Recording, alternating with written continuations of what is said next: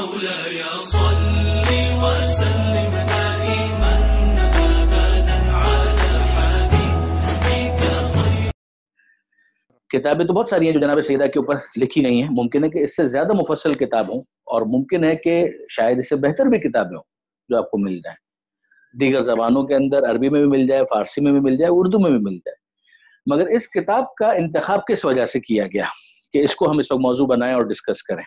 ظاہر ہے کہ یہ اس وقت جو گفتگو ہو رہی ہے وہ ایام جناب سیدہ سلام اللہ علیہ کے کانٹیکسٹ میں ہو رہی ہے, سیاق و سباق میں, کہ ہمارے وہ دوست کہ جو ایام فاطمیہ کی تیاری کرنا چاہتے ہیں اپنے بیان کے حوالے سے, تقاریر کے حوالے سے, جو ان کو ڈیلیور کرنا ہے ممبر سے, اس حوالے سے جو ان کی تیاری ہے, اس کے لیے ان کو ایک کتاب سے آشنا کرنا, روشناس کرانا کہ وہ اس کے متن سے واقف ہو سکے. کتابیں بہت ہو سکتی ہیں مگر آپ کو یاد ہوگا, آپ میں سے وہ احباب جو پہلے بھی کسی لیکچر کے اندر ہمارے ساتھ شریک رہے ہیں وہ اس بات کو جانتے ہیں کہ میں نے ایک بات کہی تھی کہ 9 اچھی کتابوں کو ایک بار پڑھنے سے بہتر ہے کہ ایک اچھی کتاب کو 9 بار پڑھا. اگر آپ یہ اصول بنائیں گے نا کہ اس کو پھر رکھ لیں, اس کے مقابلے میں بہتر یہ ہے کہ آپ ایک اچھی کتاب لیں اور اس کو 9 بار پڑھیں. اس کا فائدہ کیا ہوگا؟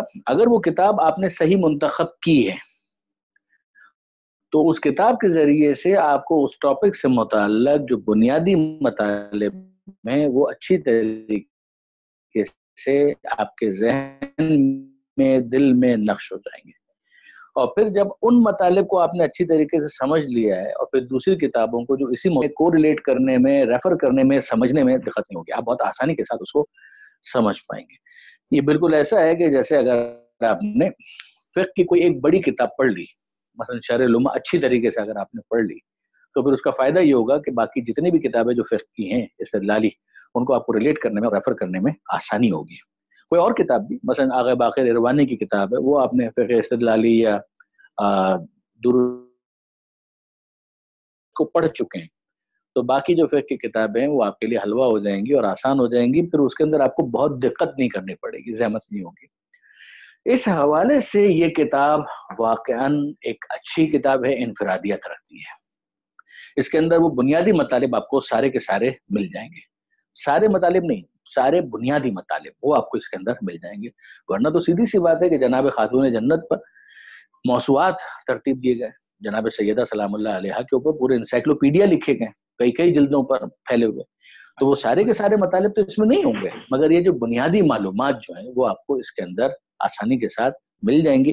اور اگر اس کو آپ نے اچھی طریقے سے سمجھ لیا تو پھر دیگر کتابیں جو اویلیبل ہیں ان کو آپ نے اگر سمجھنا ہے تو پھر آپ کے لیے بہت آسانی ہو جائے گی. اچھا, اب آپ اس کتاب کے حوالے سے فقط اس کے ٹائٹل کے اوپر غور کریں تو آپ کو کیا لگتا ہے؟ یعنی جناب سیدہ کی زندگی کے بہت سے پہلو ہو سکتے ہیں مگر اس کتاب کے اندر زیادہ فوکس کس بات کے اوپر ہوگا؟ اگر ہم صرف ٹائٹل یعنی کہ اس میں بامسمہ ہونا, ایک تو یہ ہے کسی کا نام ہونا لیکن نام کے ساتھ اس کا کوئی تعلق ہی نہ ہو, اینڈ ممکن ہے ایسا ہو. مثلا عبد الرحمن ابن ملجم میں نام تو بہت اچھا ہے مگر یہ کہ اس کی شخصیت کے اندر نہ ابدیت ہے نہ رحمانیت ہے, پروردگار عالم کی کوئی جھلک نہیں ہے, قاتل ہے مولا کائنات کا.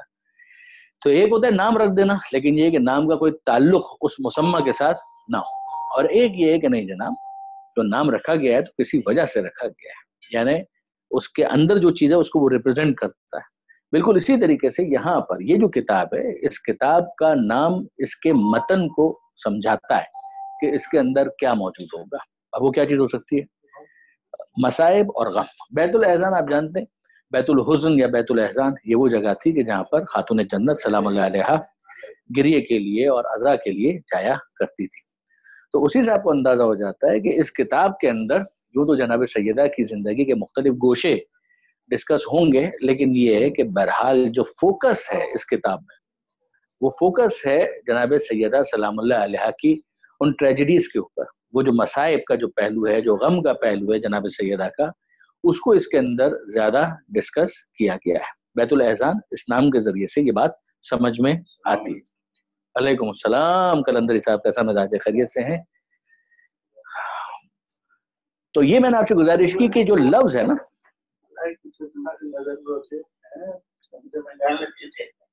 الحمدللہ آپ کی اجازت سے کہ یہ جو کتاب ہے اس کا نام میں عرض کر رہا تھا کہ یہ بتاتا ہے کہ اس کا متن کیا ہے، اس کا محتوا کیا ہے، کہ جناب سیدہ کی سیرت کا ایک پہلو ہے اس کو خاص طور پر ہائی لائٹ کرنا ہے، باقی دوسری چیزیں بھی آئیں گی مگر اس پہلو کو خاص طور پر ہائی لائٹ کرنا مقصود ہے شیخ عباس قمی کا۔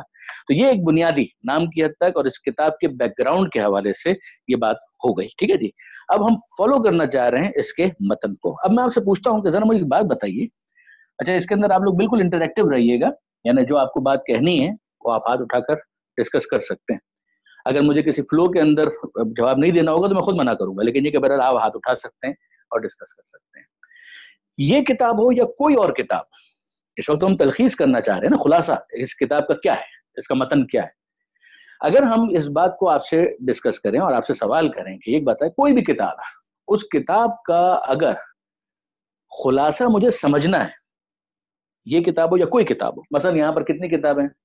یہاں پر ایک کتاب ہے وسائل الشیعہ، ایک کتاب ہے تفسیر نمونہ، ایک کتاب ہے پیام قرآن، ایک کتاب ہے الکافی، یہ ساری کتابیں۔ ان کتابوں کے بارے میں اگر مجھے یہ جاننا ہے کہ اس کتاب میں کیا ہے، تو وہ پہلی چیز کیا ہے کہ جو مجھے پڑھنا چاہیے؟ کیا چیز؟ فہرست۔ اچھا ٹھیک ہے، اب ہم لکھتے جاتے ہیں۔ فہرست آپ نے فرمایا، اور مقدمہ، اور مؤلف کے حالات آپ کو کتاب نہیں بتائیں گے، مؤلف کے حالات آپ کو مؤلف کے بارے میں بتائیں گے کہ مؤلف کا اور کیا کنٹریبیوشن، مؤلف نے کہاں پڑھا تھا، مؤلف کہاں پیدا ہوئے تھے، اس کا زمانہ کیا تھا، اس کا مکان کیا تھا، اس کا ماحول کیا تھا، اس کے اساتذہ کون تھے، اس کے شاگرد کون تھے، اس کے دیگر آثار کیا ہیں۔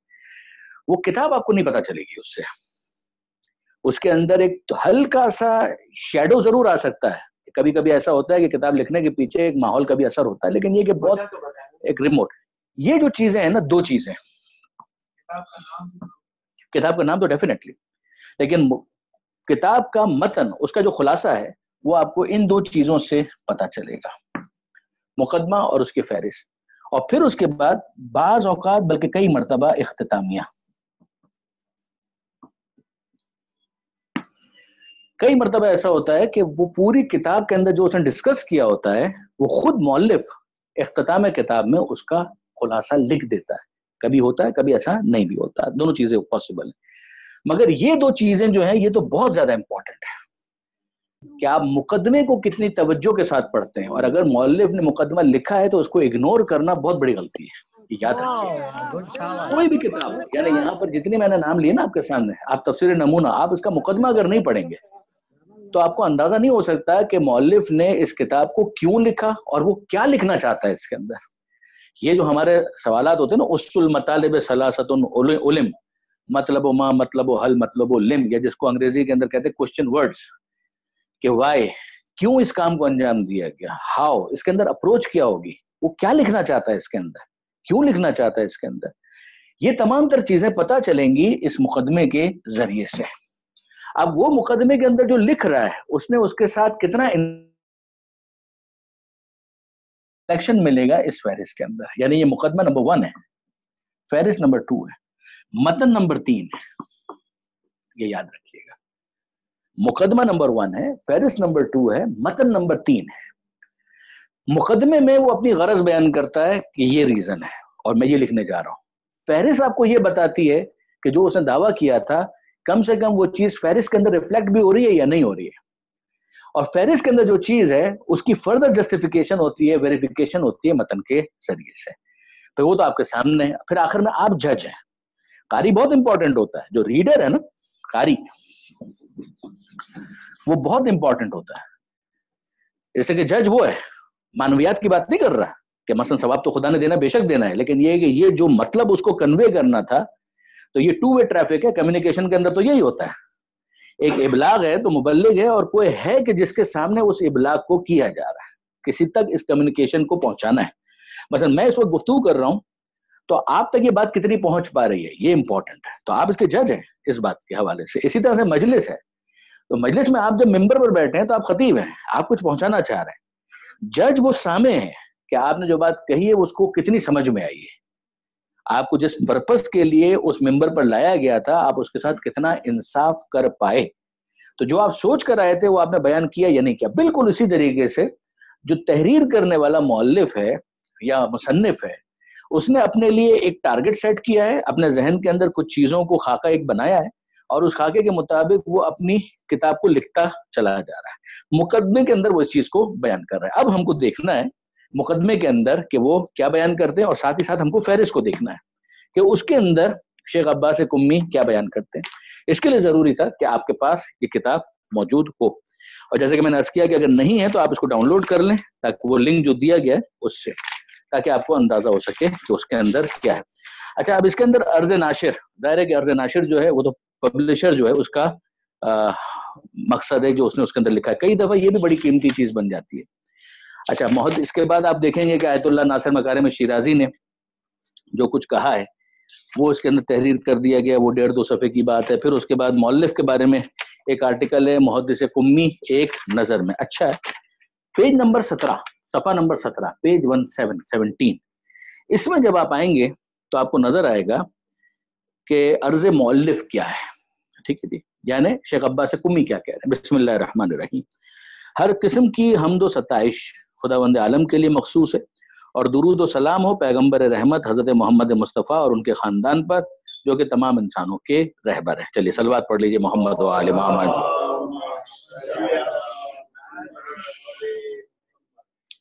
یہ کتاب حضرت سیدۃ النساء العالمین اور امامان المعصومین حضرت زہرا فاطمہ زہرا سلام اللہ علیہا کی مختصر سوانح حیات ہے۔ اس کتاب کے 4 حصے ہیں اور ہر حصے میں کئی عنوان۔ تو ہم کو یہ سمجھ میں آیا کہ شیخ عباس قمی 4 حصوں میں اس کتاب کو تقسیم کر رہے ہیں، جس کی پھر فردر ڈیویژن ہے۔ 4 حصے ہیں اور ان 4 حصوں کی فردر سب ڈیویژنز ہیں، کچھ اکائیاں ہیں کہ جس کے اندر وہ اپنی بحث کو باب فصل کے ذریعے سے مزید منظم کریں گے، کھولیں گے اور مطالب کو بیان کریں گے۔ پہلا حصہ حضرت سیدہ کی ولادت باسعادت، آپ کے اسماء مبارکہ اور ان کی وجہ تسمیہ پر مشتمل ہے۔ بات سمجھ میں آ رہی ہے کہ بھئی جو پہلا حصہ ہے اس کے اندر بی بی کی ولادت سے متعلق گفتگو ہوگی، ان کے ناموں کی شرح ہوگی، اور یہ نام کیوں رکھے گئے جناب سیدہ کے، اس کے اوپر گفتگو ہوگی۔ دوسرا حصہ حضرت سیدہ کے فضائل اور اخلاقی کمالات اور شادی کی تفصیل پر مشتمل ہے۔ تیسرا حصہ رسول خدا کی رحلت کے بعد آپ کو جن مصائب و آلام سے دوچار ہونا پڑا اور آپ کے عظیم خطبات اور اس سے متعلقہ مطالب پر مشتمل ہے۔ یعنی یوں آپ سمجھیے کہ جو پہلے 2 چیپٹر ہیں وہ اس ٹائٹل سے ڈائریکٹ تعلق نہیں رکھتے ہیں۔ ہاں، جو پہلے 2 چیپٹر وہ مختصر ہیں، اگر آپ دیکھیں تقریباً 70-75 صفحے ہیں کہ جس کے اندر انہوں نے یہ ابتدائی گفتگو مکمل کی ہے، 70 سے 75-80 صفحے، اس سے زیادہ نہیں، مگر اس کے اندر مواد انہوں نے بہت اچھا دیا ہے انصافاً، تو فضائل سے متعلق ہے۔ ابھی ہم اس کے اوپر مزید آتے ہیں اور گفتگو کرتے ہیں، لیکن یہ جو پہلے ابتدائی 2 چیپٹرز ہیں اس کے اندر غم کا بیان نہیں ہے، اشارتاً ہے 1-2 جگہوں پر، ورنہ غم کا بیان نہیں ہے۔ یعنی بالکل جس طریقے سے آپ ایک مجلس تیار کرتے ہیں تو پہلے فضائل ہوتے ہیں پھر مصائب ہوتے ہیں، تو بالکل یہی والا انداز یہاں پر بھی آپ کو کتاب میں بھی یہی نظر آئے گا کہ پہلے اس کے اندر فضائل ہیں اور پھر اس کے بعد جناب سیدہ پر ہونے والے مصائب۔ اچھا، مصائب کی بھی جو تفصیلات ہیں وہ دیکھیے کیا ہے۔ تیسرا حصہ رسول خدا کی رحلت کے بعد آپ کو جن مصائب و آلام سے دوچار ہونا پڑا آپ کے عظیم خطبات اور اس سے متعلقہ مطالب پر مشتمل ہے۔ پھر چوتھا حصہ رسول خدا پر آپ کا گریہ و بکا اور آپ کی زندگی کے آخری لمحات اور آپ کی اپنے شوہر حضرت علی کو وصیت جیسے امور پر مشتمل ہے۔ یہ 4 حصے ہیں۔ اب آپ اس پوری کتاب کو دیکھیں، اس کتاب میں 303 صفحے، ان 303 صفحات کے جو ابتدائی صفحات ہیں ان کو نکال بھی دیا جائے تو تقریباً 300-290 تقریباً اتنے صفحات اس کتاب کے بنتے ہیں اس سائز میں، اور اس میں ابتدائی جو 70-80 صفحات ہیں اس میں فضائل، تو فضائل سے متعلق بھی مواد آپ کو ملے گا اور اس کے اندر مصائب سے متعلق بھی مواد آپ کو ملے گا۔ مصائب کی انہوں نے بنیادی طور پر 2 ڈیویژنز کر دی، ایک تو خود وہ روداد ہے کیا، جس کے اندر انہوں نے سقیفہ کو بھی ڈسکس کیا ہے، سقیفہ کے علاوہ فدق کے غصب ہونے کو بھی ڈسکس کیا ہے، اس میں جناب سیدہ کی خطبات کو بھی ڈسکس کیا ہے، اور پھر اس کے ساتھ ساتھ انہوں نے جو جناب سیدہ کی کیفیت تھی، دیکھیں ایک تو ہے نا کہ مثال کے طور پر آپ ایک مقدمے کو لڑ رہے ہیں تو آپ اس میں کیا کر رہے ہیں اس کو ڈسکس کرنا، اور ایک یہ کہ وہ کیفیت کیا ہے، جو دل کی کیفیت ہے وہ الفاظ کے ذریعے سے اشعار کے ذریعے سے جو ظاہر ہو جاتی ہے اس کو بھی انہوں نے ڈسکس کیا ہے۔ جو یہ آخری 2 حصے ہیں ان میں جو تیسرا حصہ ہے وہ ان مصائب کی ڈیٹیلز پر ہے مشتمل، اور چوتھا جو حصہ ہے اس میں اس کیفیت کو انہوں نے زیادہ ڈسکس کیا ہے کہ جناب سیدہ کی جو کیفیت تھی جس سے ان کے مصائب کا اظہار ہوتا ہے کہ وہ کیا اس وقت محسوس کر رہی تھی, وہ کیا وہ فیل کر رہی تھی, اس چیز کو اس کے اندر ڈسکس کیا گیا ہے. یہ موٹی موٹی باتیں ہو گئیں اس کتاب کے حوالے سے. یعنی اگر آپ بنیادی ترین بات کہیں تو یہ باتیں 4 چیزیں اس کے اندر ڈسکس ہوئی ہیں. 2 فضائل سے متعلق, 2 مصائب و آلام سے متعلق, 2 چیپٹرز یہ, 2 چیپٹرز یہ. اب ہم جائیں گے اس کے فہرست میں اور اس فہرست کو تھوڑا سا ایکسپلور کرنے کی کوشش کریں گے کہ اس فہرست کے اندر ہمیں کیا نظر آتا ہے. آپ کے لیے اس بات کو سمجھنا بہت ضروری ہے کہ یہ جو قلم ہے نا, قلم, مطالعہ قلم کے بغیر نہیں ہوتا, یہ یاد رکھیے گا. البتہ اس کے اندر میں نے پہلے بھی شاید کسی درس کے اندر یہ بات کہی تھی کہ اپروچز مختلف ہیں. بعض احباب اور بعض افراد اس بات کے قائل ہیں کہ کتاب کو دلہن کی طرح سے سجا ہوا ہونا چاہیے. یعنی کیا مطلب؟ ایک تو یہ ہے کہ آپ اس کی جلد کا خیال رکھیں, وہ تو ٹھیک ہے, یعنی آپ اس کے کاغذ کا خیال رکھیں, اس کے صفحات کا خیال رکھیں, وہ پھٹنے نہ پائیں, یہاں تک تو ٹھیک ہے. لیکن ایک یہ ہے کہ نہیں, اس کتاب کے اوپر کوئی نشان نہیں ہونا چاہیے. ایک یہ اپروچ ہے, مجھے اس سے شدید اختلاف ہے. قلم کے بغیر میرے نزدیک مطالعہ ناممکن ہے. یعنی آپ میری لائبریری میں کبھی اگر آئیں اور وہاں پر اگر آپ کوئی کتاب اٹھائیں تو وہ میں نے پڑھی ہوئی ہے یا نہیں پڑھی ہوئی ہے اس کا ایک ہی معیار ہے. اگر اس کتاب کو آپ کھولیں اور اس کے اندر آپ کو نشان نظر آئے تو سمجھے کہ میں نے اس کا مطالعہ کیا, اور اگر اس میں آپ کو قلم کا نشان نظر نہیں آتا تو آپ سمجھ جائیے گا کہ میرے لیے یہ ریفرنس بک ہے. ریفرنس بک کا مطلب یہ ہے کہ کسی مثلا ڈکشنری ہے تو ڈکشنری کو آپ کبھی نکالیں گے اور پھر رکھ دیں گے. پوری کتاب پڑھنا یا اس کے چیپٹرز پڑھنا اس کا کوئی مطلب نہیں ہے. اسی طریقے سے انسائکلوپیڈیا ہوتے ہیں, وہ ریفرنس کے لیے ہوتے ہیں. تو بالکل اسی طریقے سے اگر کوئی کتاب آپ کو ایسی نظر آئے کہ جس میں نشان نہیں تو سمجھ جائیے گا کہ اس کتاب کو ہم نے پورا نہیں پڑھا, ریفرنس کے لیے رکھا ہے. بالکل اسی طریقے سے یہ جو کتاب ہے, اب مثلا مثال کے طور پر آپ اس کو اگر کھول کے کہیں سے بھی دیکھیں گے نا تو آپ کو اس میں کچھ نہ کچھ نشانات نظر آئیں گے کہیں نہ کہیں سے. آپ درمیان میں کہیں سے بھی اس کو کھول کر دیکھیں آپ کو نشان نظر آئیں گے, یا کہیں انڈر لائن کیا ہوگا, کہیں کوئی تبصرہ لکھا ہوگا, کہیں کوشچن مارک لگایا ہوگا, کہیں امپورٹنٹ لکھا ہوگا, کہیں اہم لکھا ہوگا, کہیں یہ لکھا ہوگا کہ یہ استاد سے ڈسکس کرنا ہے یا کسی بڑے سے پوچھنا ہے. یہ تمام تر چیزیں کس لیے ہوتی ہیں؟ تاکہ ایک دفعہ جب آپ نے اس کو پڑھ لیا, تھوڑی دیر پہلے میں نے گزارش کی تھی کہ 9 اچھی کتابوں کو ایک مرتبہ پڑھنے سے بہتر ہے کہ ایک اچھی کتاب کو 9 مرتبہ پڑھا جائے. تو وہ ایک مرتبہ آپ کیسے پڑھیں گے؟ اس قلم کے ساتھ. اس قلم کے ساتھ جب آپ نشان بھی لگا رہے ہیں, پڑھ رہے ہیں, اس کا پوسٹ مارٹم کر رہے ہیں, نشان لگا رہے ہیں, تو پھر ہوگا یہ کہ جب سیکنڈ ٹائم آپ پڑھیں گے تو آپ کو یاد آئے گا کہ اچھا جب پہلی مرتبہ میں نے مطالعہ کیا تھا تو اس وقت یہ چیز میرے لیے امپورٹنٹ قرار پائی تھی, تبھی تو میں نے اس کو انڈر لائن کیا تھا. جب میں نے کوشچن مارک لگایا ہوا ہے تو اس کا مطلب یہ ہے کہ یہ بات پچھلی مرتبہ مجھے سمجھ میں نہیں آئی تھی. اب میری کیا پوزیشن ہے؟ کیا اب مجھے یہ بات سمجھ میں آ رہی ہے؟ کئی دفعہ ایسا ہوتا ہے کہ جب آپ 1 سال کے بعد اسی کتاب کو سیکنڈ ٹائم ریفر کر رہے ہوتے ہیں, پڑھ رہے ہوتے ہیں, تو چونکہ آپ کا معیار بہتر ہو چکا ہے, اس دوران آپ علماء سے ملے ہیں, ڈسکس کیا ہے, آپ نے کسی اور کتاب کو دیکھا ہے اور وہ سوال وہاں پر آپ کا حل ہو چکا ہے, تو اب جب آپ فوری طور پر دوسری کتاب کو دیکھنے کے بعد پہلی کتاب کی طرف آتے ہیں اور آپ پڑھتے ہیں تو آپ کو اندازہ ہوتا ہے کہ اچھا یہ بات اس وقت مجھے سمجھ میں نہیں آئی تھی مگر اب مجھے یہ بات سمجھ میں آ رہی ہے. بات ہو رہی. تو یاد رکھیے گا کہ اگر آپ مجھ سے اپروچ کا پوچھیں کہ کیا ہونی چاہیے تو قلم کے بغیر کوئی مطالعہ نہیں ہوتا. قلم آپ رکھیں اپنے ہاتھ میں اور اس کتاب کے اوپر خوب اس کا استعمال کریں, خوب استعمال کریں. جہاں آپ کو چیز نظر آتی ہے انڈر لائن کرنے والی آپ انڈر لائن کریں, اور جہاں آپ کو لگتا ہے کہ نہیں ضروری نہیں ہے تو آپ اس کو ایسے جانے دیجیے. چیپ بھی نہ ہو جائے کہ ہر دوسری لائن کو ہی آپ نے انڈر لائن کیا ہوا ہے تو بس اس کی اہمیت ختم ہو جائے گی. ٹھیک ہے جی. فہرست میں بھی انڈر لائن کرنا بہت ضروری ہے. خود فہرست کے اندر انڈر لائن کرنا بہت ضروری ہے. مثال کے طور پر میں آپ کی خدمت میں عرض کرتا ہوں کہ یہاں پر آپ دیکھیں کہ عرض ناشر مقدمہ محدث قمی ایک نظر میں تالیفات محدث قمی اور عرض مؤلف. اب اس کے بعد یہ بحث شروع ہو رہی ہے حصہ اول. اگر یہاں پر آپ ایک لائن ڈال دیتے ہیں تو آپ کے لیے بعد میں فوری طور پر کلک کرنا آسان ہو جائے گا کہ اچھا اصل بحث یہاں سے شروع ہو رہی ہے. پھر حصہ اول کے اندر جب آپ نے مقدمہ پڑھا ہوا ہے تو آپ کے لیے مؤلف کی غرض کو ذہن میں رکھتے ہوئے انڈر لائن کرنا بہت آسان ہو جائے گا. تو مؤلف نے کہا تھا ولادت, مؤلف نے کہا تھا اسماء جناب سیدہ. پہلی چیز جو یہاں پر نظر آ رہی ہے حضرت زہرا کی ولادت باسعادت. تھوڑا سا آگے آپ جائیں گے تو نظر آئے گا شرح اسماء فاطمہ. ٹھیک ہے. اچھا اب یہاں پر تھوڑی دیر کے لیے رکیے اور میرے ساتھ ذرا سا فالو کیجیے گا. اب اس کتاب کو تھوڑی دیر کے لیے رکھ دیجئے بالکل سائڈ میں, یعنی ایسے کہ جیسے آپ کے ذہن میں یہ کتاب بالکل بھی نہیں ہے. ٹھیک ہے. اس کتاب کا انٹروڈکشن بریف ہو چکا، فہرست پر اس وقت ہمیں یہیں سے ہم آگے بڑھیں گے، مگر تھوڑی دیر کے لیے رک جائیے.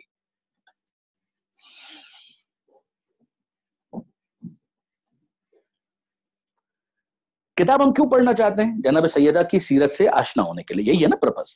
اب میں آپ سے پوچھتا ہوں جناب سیدہ،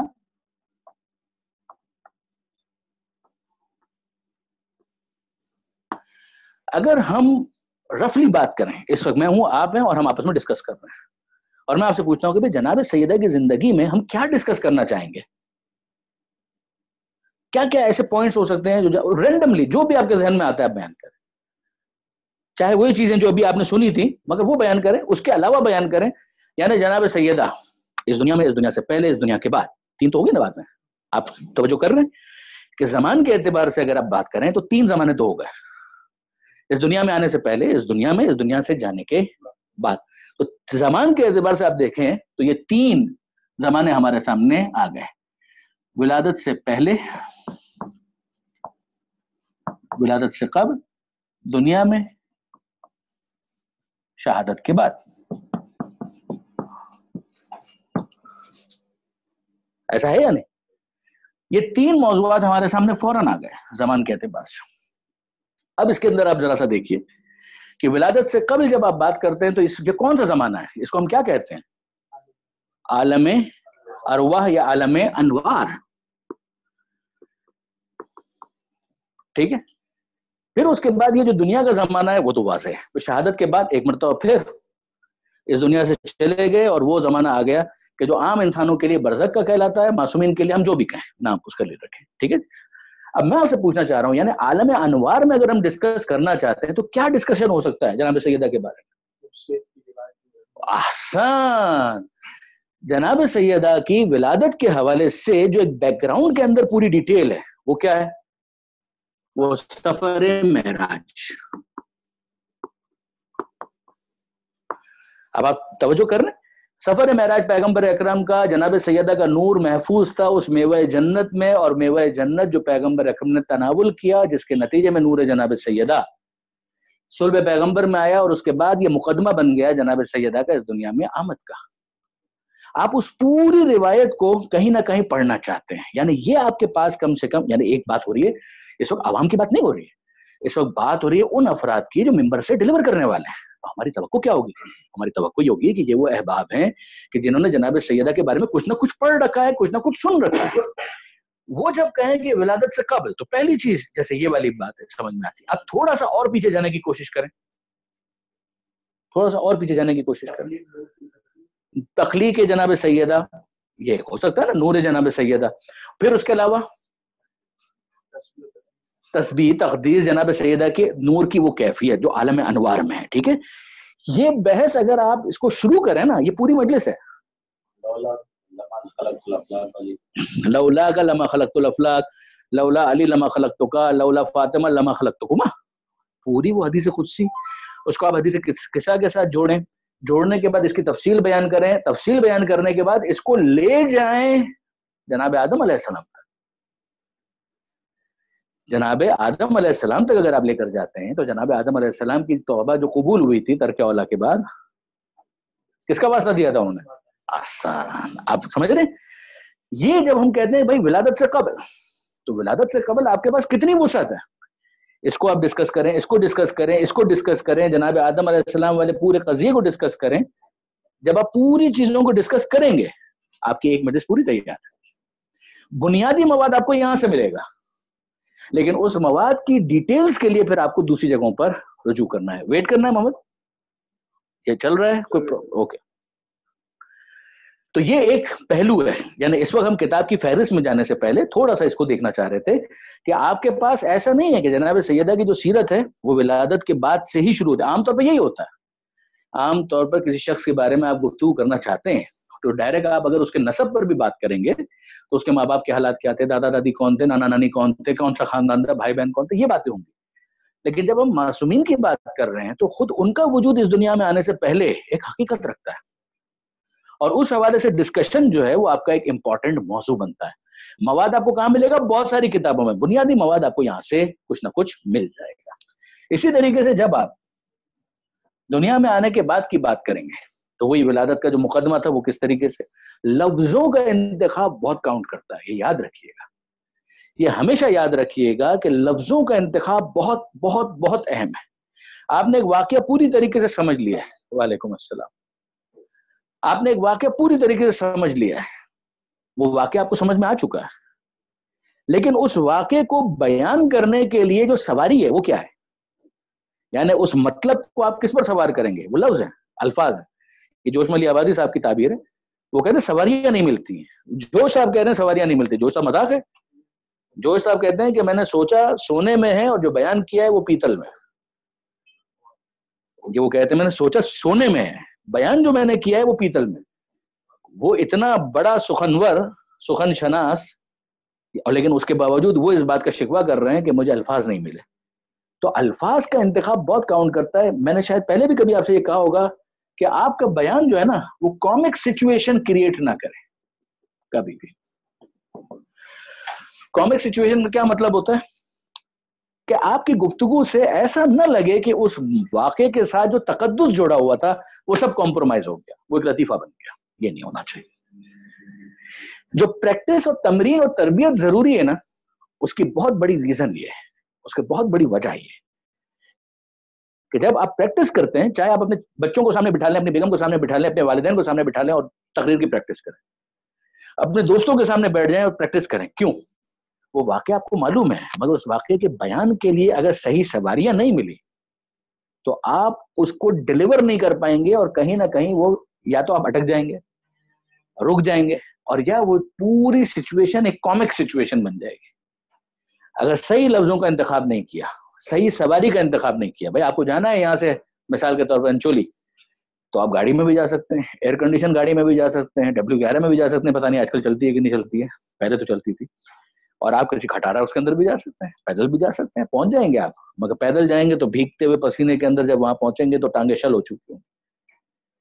اگر ایئر کنڈیشن گاڑی میں بیٹھیں گے اور جائیں گے تو آرام سے پہنچ جائیں گے. بالکل اسی طریقے سے آپ نے لفظوں کا کیا انتخاب کیا, یہ لفظوں کا انتخاب, یہ لفظوں کے انتخاب میں بھی آپ کو یہ کتاب کچھ نہ کچھ مدد ضرور کرے گی. اس لیے کہ یہ ترجمہ اتنا برا نہیں ہے, ترجمہ مناسب ہے. اس کو اگر آپ تھوڑا سا میمورائز کرنے کی کوشش کریں تو آپ کو لفظوں کے انتخاب کے حوالے سے بھی یہ کتاب فائدہ دے گی, مدد دے گی. یہ والا جو واقعہ ہے, اس واقعے کو پڑھنے کے لیے اگر آپ پڑھنا چاہتے ہیں تو آپ کو لفظوں کے انتخاب میں بہت کوشش ہونے کی ضرورت ہوگی. کہ آپ کیا, اس سے زیادہ میں نہیں اس کی وضاحت کروں گا, آپ خود سوچئے گا. جیسے کہ پورا واقعہ ہے, تحفہ جنت کی بات ہو رہی ہے, سیب کی بات ہو رہی ہے, نور کی بات ہو رہی ہے, صلب پیغمبر کی بات ہو رہی ہے, ساری چیزیں. اب آپ کے جو الفاظ ہیں ایسے نہ ہو کہ اس کو اگر کبھی یوٹیوب کے اوپر اپلوڈ کیا جائے تو کوئی دوسرا اگر سنے تو اس کے لیے وہ مزاح کا ایک موضوع بن جائے. یہ نہیں ہونا چاہیے. اس تقدس کا پورا خیال رکھتے ہوئے آپ کو اس بات کو بیان کرنا ہے. جس کو ویسے ہی اگر مذاق اڑانا ہے وہ تو آپ کچھ بھی بیان کریں گے مذاق اڑائے گا, آپ کی طرف سے موقع نہیں جانا چاہیے. یہ میں کہنا چاہ رہا ہوں, ٹھیک ہے جی. پھر اس کے بعد جب آپ دنیا میں جناب سیدہ کے حوالے سے گفتگو کرتے ہیں تو اس کے اندر وہی نسب کی بات آئے گی کہ بھائی نسب, ان کی ماں کون تھی, جناب خدیجہ, ان کا کیا کنٹریبیوشن تھا, انہوں نے دین پر کیا احسان کیا تھا. یہ یاد رکھیے گا, عام طور پہ جو فدق کا جو قضیہ ہے نا, جب وہ ڈسکس ہوتا ہے تو اس میں جناب خدیجہ سلام اللہ علیہ کا کنٹریبیوشن وہ نظر انداز ہو رہا ہوتا ہے. اس کو آپ جب بیان کر کے فدق کو ڈسکس کرتے ہیں تو واقعا سمجھ میں آتا ہے کہ یہ کتنی بڑی احسان فراموشی ہے امت کی طرف سے, کہ ماں وہ ہے کہ جس نے اپنا سب کچھ دے دیا امت کے لیے, اور پھر اس کے بعد بیٹی کو محروم رکھا گیا. یہ ایک اس کا بڑا ہی امپورٹنٹ پوائنٹ ہے, ٹھیک ہے جی. تو اس میں وہ ساری چیزیں پیغمبر اکرم کے حوالے سے, جناب خدیجہ کے حوالے سے, ماں باپ کون تھے وغیرہ وغیرہ, ان کا جو کنٹریبیوشن ہے, اگر صرف اس کو آپ ڈسکس کریں تو ایک مجلس تو آپ کی اس کے اندر ہے. پھر اس کے بعد مزید جو چیزیں دنیا کے حوالے سے ڈسکس ہو سکتی ہیں, کیا چیز اور کچھ دنیا کے حوالے سے, اب ہاں معجزات ہو سکتے ہیں, اور جناب سیدہ کی شادی, آسن بولتے جائیے, تربیت فرزندان, تربیت فرزندان, اولاد کی تربیت مثلا, اور آہستہ آہستہ محافظ ولایت,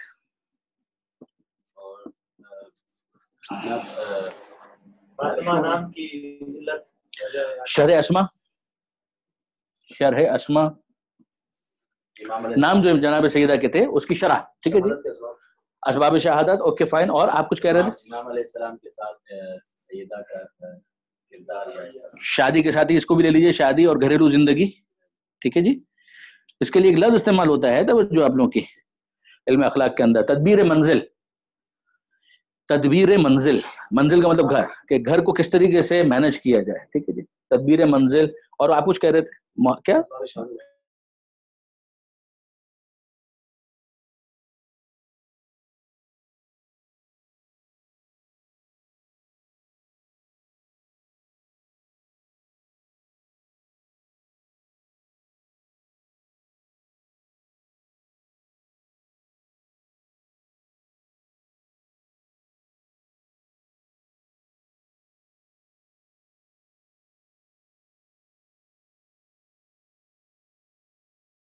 شادی, گھریلو زندگی, رشتے ناطے, تربیت فرزندان, عبادت, احسان. کس نے کہا احسان؟ خطبہ.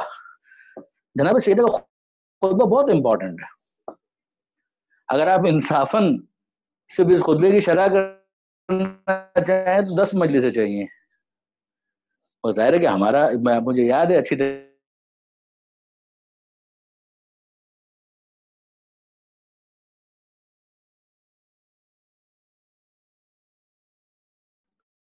اور کچھ وہاں پر دروس وغیرہ جو علماء کے وہ اٹینڈ کر لیں گے. شہادت کے مجلسوں کے بعد میں وہاں چلا گیا تھا, تو عید تک وہیں پر, عید کے بعد تک وہاں پر آیا.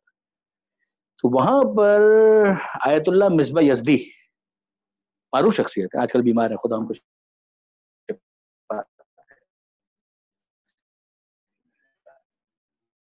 تو ان کا رہبر کے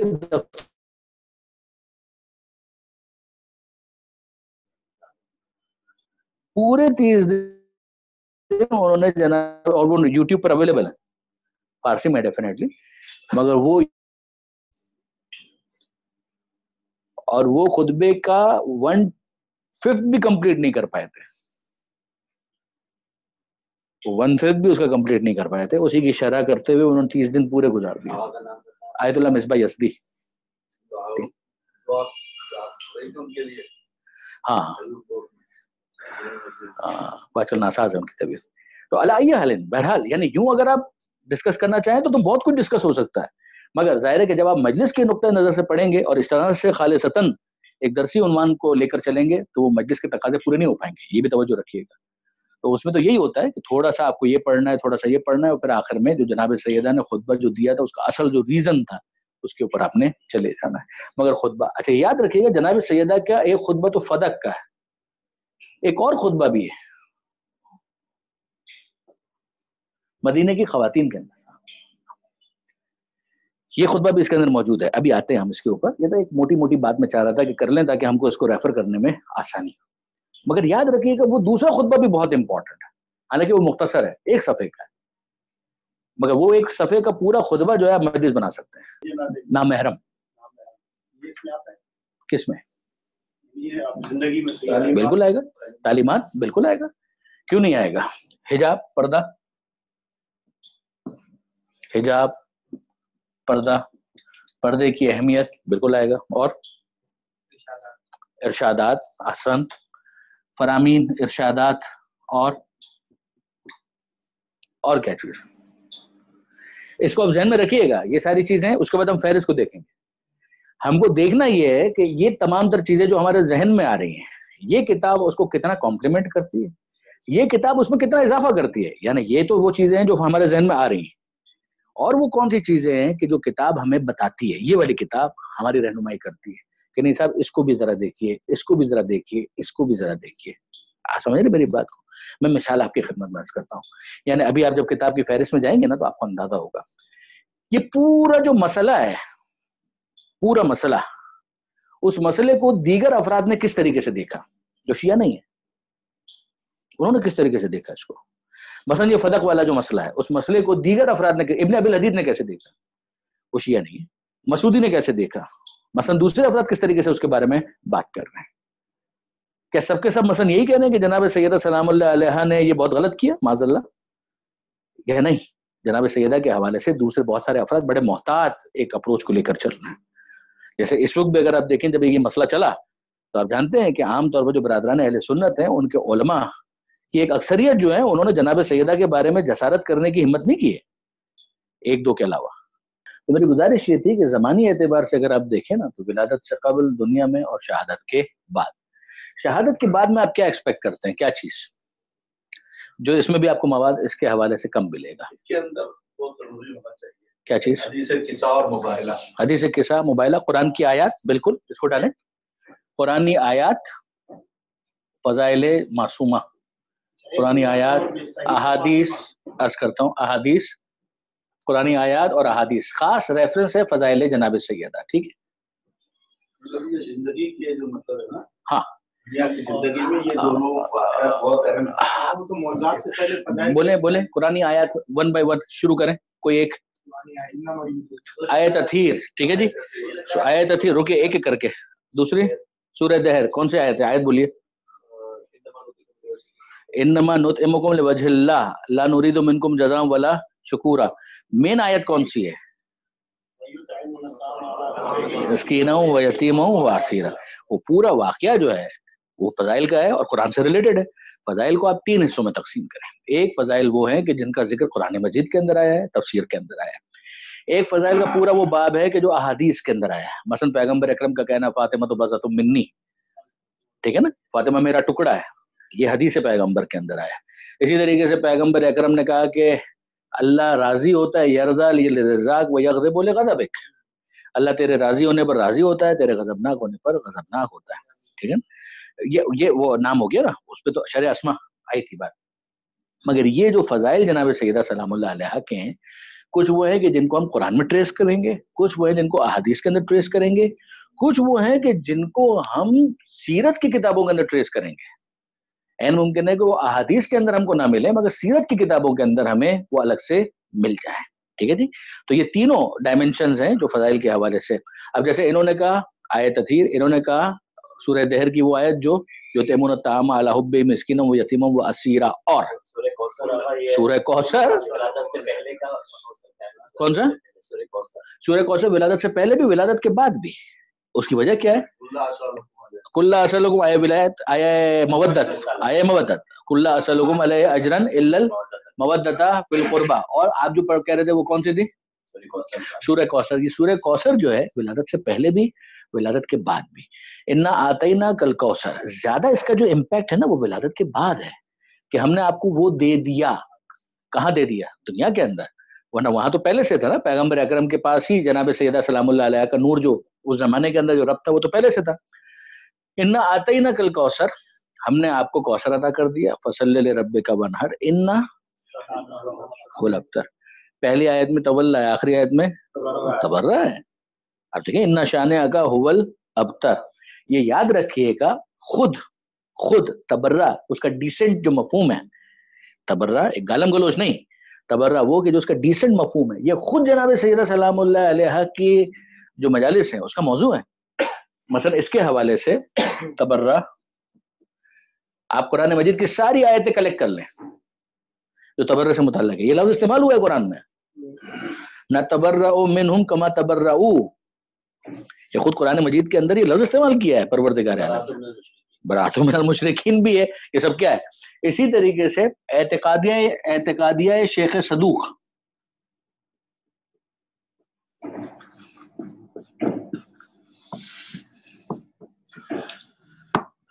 اس کے اندر ایک پورا چیپٹر ہے اور بہت اچھا مواد ہے وہاں پر. مگر چونکہ اس وقت ہم اس کو فوکس کر رہے ہیں اس کتاب کو, لہٰذا اس پہ میں تفصیل میں نہیں جا رہا. لیکن اگر آپ پڑھنا چاہیں تو اعتقادیہ شیخ صدوق علیہ رحمہ کے اندر جو اردو ترجمے کے ساتھ بھی اویلیبل ہے, اس کے شرح کے ساتھ بھی اویلیبل ہے, تو اس کے اندر بھی آپ کو یہ پورا ایک چیپٹر ملے گا کہ برات, تبرہ, مخالفین کے ساتھ جو معاملات ہیں وہ ان کا ذکر. تو بہرحال یہ جو بات ہو رہی تھی, آیت تطہیر کی بات ہوئی, آیہ سورہ دہر کی بات ہوئی, سورہ کوثر کی بات ہوئی, آیہ مودت کی بات ہوئی, اور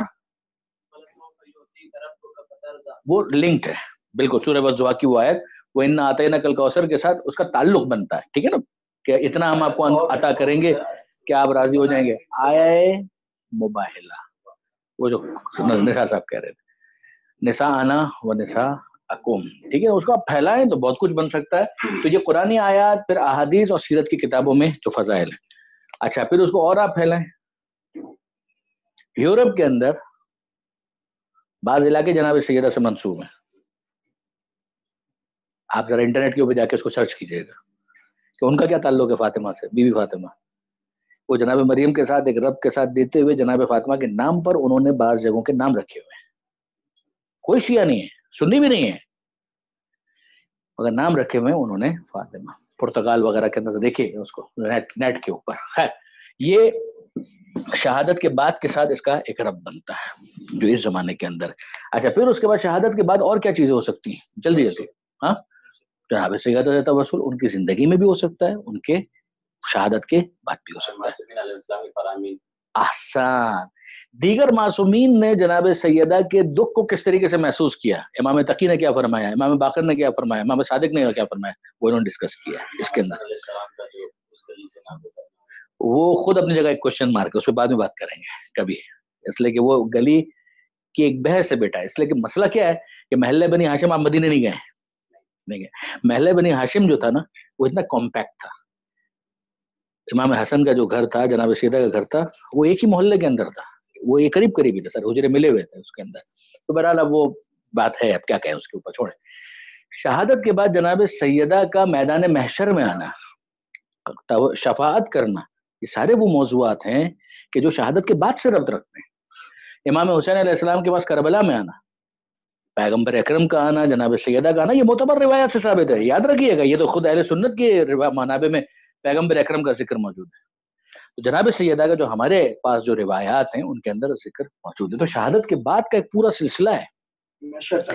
جناب امام حسین علیہ السلام کا قبر جناب سیدہ پر آنا، ام البنین کا جناب قبر سیدہ پر آنا، یہ جو قبر سیدہ قبر سیدہ قبر سیدہ، مزار سیدہ مزار سیدہ مزار سیدہ، جو ایک ربط بنتا ہے اس کو آپ نظر انداز نہیں کر سکتے. بی بی کا زیارت نامہ، السلام علیک یا ممتحنہ امتحنک اللہ الذی خلقک قبل ان یخلقک فوجدک لممتحنک صابرا. یہ پورا اگر آپ اس کو اینالائز کریں، اس کی پوری آپ کی ایک مجلس تیار ہے. آپ پر سلام اے ممتحنہ کہ جس کا امتحان لیا خدا نے، آپ کا امتحان لیا خدا نے اس سے پہلے کہ آپ کو خدا اس دنیا کے اندر بھیجتا. آپ زیارت پڑھ رہے ہیں شہادت کے بعد، ذکر کر رہے ہیں اس زمانے کا. فوجدک لممتحنک صابرا، اور اللہ نے اس امتحان میں کہ جو آپ کا اس زمانے میں لیا آپ کو صابرہ پایا. مائی گڈنس، یعنی انسان اگر خالی سوچے کہ یہ کیا بات ہو رہی ہے، عجیب اس کی کیفیت ہو جائے. تو شہادت کے بعد کا ایک پورا سلسلہ ہے کہ جس کو آپ پیش نظر رکھ سکتے ہیں. پھر اس کے بعد قیامت کے اندر جناب سیدہ کا آنا، اس کے اندر جناب محسن کا قضیہ پیش کرنا، کیس پیش کرنا، بہار میں اور دیگر کتابوں میں اس حوالے سے بہت کچھ موجود ہے. یہ ہو گئی وہ بنیادی، یعنی ایک اسٹرکچر ہمارے سامنے ہے جو آپ کے ذہنوں سے نکلا ہے، جو ڈسکشن کے دوران نکلا ہے کہ دیکھیں یہ وہ چیزیں. اب ذرا سا آئیے اور اس کے اوپر کتاب کو کھولیے گا ذرا، ٹھیک ہے جی. پیج نمبر 3 حصہ اول. اب اس میں اگر آپ دیکھیں تو جناب سیدہ سلام اللہ علیہ کی ولادت باسعادت عالم انوار پر گفتگو کم ہے، مگر لنک کیا ہے انہوں نے جناب سیدہ سلام اللہ علیہ کی ولادت کے اس پورے واقعے کو، جس کا ذکر شاید آپ نے سب سے پہلے کیا تھا، وہ میوہ جنت اور نور، اس کا ذکر یہاں پر آپ کو ملے گا. اسی طریقے سے شرح اسماء فاطمہ، تو جناب سیدہ کے ناموں کی شرح، بی بی کو فاطمہ کیوں کہا گیا، راضیہ کیوں کہا گیا، مرضیہ کیوں کہا گیا، زکیہ کیوں کہا گیا، عذرا کیوں کہا گیا، بطول کیوں کہا گیا، صدیقہ کیوں کہا گیا. لفاطمہ تسعۃ اسماء عند اللہ، وہ ایک پوری روایت ہے کہ جناب سیدہ کے 9 نام ہیں جو عند اللہ ہیں، یعنی پروردگار عالم کے خزانے میں 9 نام جناب سیدہ کے. ان ناموں کی شرح شیخ عباس قمی نے بھی کی، دیگر تمام مؤلفین نے جنہوں نے بھی بی بی کے اوپر کتاب لکھی ہے تو اس حوالے سے گفتگو ضرور کی ہے. عام طور پر 90% کتابوں میں آپ کو یہ بحث ضرور ملے گی، بہار میں بھی ملے گی کہ بی بی کا یہ نام کیوں ہے، بی بی کا وہ نام. آسمانی نام اور زمینی نام الگ الگ ہیں یا اسی میں شامل ہیں؟ 9 نام ایسے ہیں کہ جن کو خاص طور پر ہائی لائٹ کیا ہے کہ تسعۃ اسماء عند اللہ، وہ تو حتماً آسمانی نام ہے، مگر اس کے علاوہ بھی جو جناب سیدہ کے نام ہیں وہ ہیں، لیکن 9 نام تو خاص طور پر ایسے ہیں. ٹھیک ہے جی.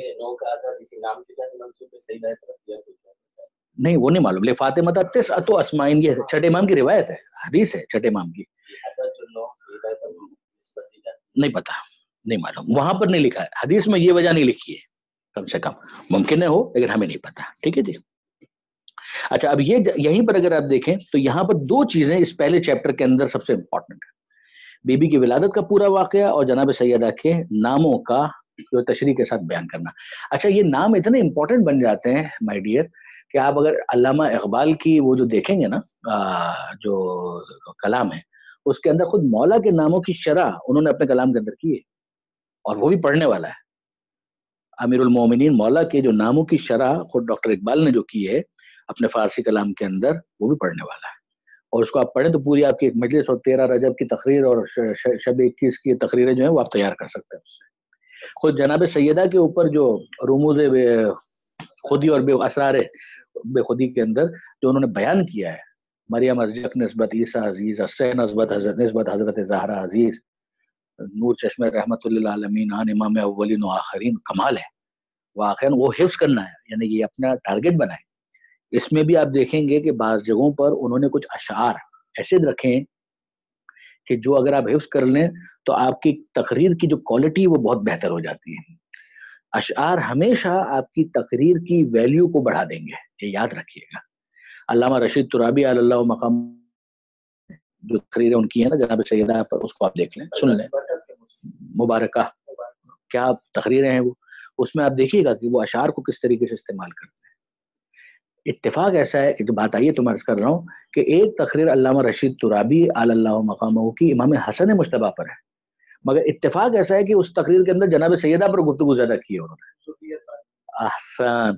لیکن صرف علامہ رشید ترابی اور امام حسن بھی لکھیں گے نا تو بھی یوٹیوب پر آ جائے گی. اس میں یہ پورا جو کلام ہے نا، مریم ازیک نسبت عیسیٰ عزیز، حسین نسبت حضرت زہرا عزیز، وہ پورا وہ پڑھتے ہیں، اس کا ترجمہ کرتے ہیں، اس کی شرح کرتے ہیں. کمال کیا ہے، کمال کیا ہے، واقعاً کمال کیا ہے. اس کو اگر آپ اچھی طریقے سے میمورائز کر لیں تو آپ یاد رکھیے گا کہ آج آپ یہ کام کر لیں گے نا تو اگلے 30 سال تک 40 سال تک آپ اس مجلس کو بہت اچھے طریقے سے بیان کر پائیں گے اور علامہ صاحب کو واقعاً دعائیں دیں گے. اس لیے کہ ایک چیز کو یاد کرنا لفظ کو پڑھ کر اتنا آسان نہیں ہوتا ہے، سن کر اور اچھے انداز سے سن کر اس کو میمورائز کرنا اور آسان ہو جاتا ہے. تو وہ اگر آپ 25-30 مرتبہ سنیں گے تو آپ کو اچھی طریقے سے وہ یاد ہو جائے گا. تو اس میں یہ دو چیزیں سب سے امپورٹنٹ ہیں. پھر اس کے بعد دوسرا حصہ جو ہے نا اس میں وہ بات آ رہی ہے جو ابھی آخر میں ہم نے ڈسکس کی. آپ دیکھیں دوسرا حصہ حضرت زہرا کے فضائل. ان فضائل کے اندر ان تمام تر چیزوں کو آپ محسوس کر سکتے ہیں. آیتیں بھی آپ کو ملیں گی، حدیثیں بھی ملیں گی، اور سیرت کے جو دیگر واقعات ہیں وہ بھی آپ کو اس کے اندر ملیں گے. آپ اس میں دیکھ سکتے ہیں آگے فرشتے اور خدمت زہرا، غذائے زہرا کی برکت، عبادت زہرا، یہ جو ساری باتیں آ رہی تھی نا یہاں پر ابھی ڈسکس ہو رہی تھی. جناب سیدہ کی عبادت، ٹھیک ہے جی، شرع اسما یہ پہلے آ چکی بات، ٹھیک ہے. کچھ شادی اور گھریلو زندگی کو بھی اس کے اندر انہوں نے ٹچ کیا ہے کہ جناب سیدہ کا اپنے گھریلو معاملات کو وہ کس طریقے سے دیکھا کرتی تھی. پھر اس کے بعد اگلے صفحے کے اوپر اگر آپ آ جائیں پیج نمبر 4 کے اوپر تو آپ دیکھیں گے حضرت زہرا کا عقد. یہاں سے وہ شادی والی گفتگو شروع ہو رہی ہے. سیدہ کا حق مہر، سیدہ کا جہیز، سیدہ کی رخصتی اور ولیمہ عروسی رخصتی، پیغمبر اکرم کی آمد اور زوجین کو مبارکباد، پیغمبر اکرم کی سیدہ کو چند نصیحتیں، پیغمبر اکرم کی حضرت علی کو نصیحت. یہاں سے اگر آپ وہ تبلیغی ٹچ دینا چاہیں، یعنی ایک تو آپ ڈسکس کر رہے ہیں خاتون عالم کی شادی کو، جناب سیدہ اور امیر المومنین کو، پھر اس کے بعد جو نصیحتیں کی ہیں تو اصل میں تو وہ نصیحتیں ہم لوگوں کے لیے ہیں نا، اور کس کے لیے کہ جناب سیدہ کو نصیحتیں ہیں تو یعنی ایک دلہن کو پیغمبر اکرم نصیحت کر رہے ہیں. مولا علی کو نصیحت ہے تو مولا علی کے ذریعے سے قیامت تک جن افراد کو دولہا بننا ہے ان کے لیے وہ نصیحت ہے کہ شوہر کو کیسا ہونا چاہیے، زوجہ کو کیسا ہونا چاہیے.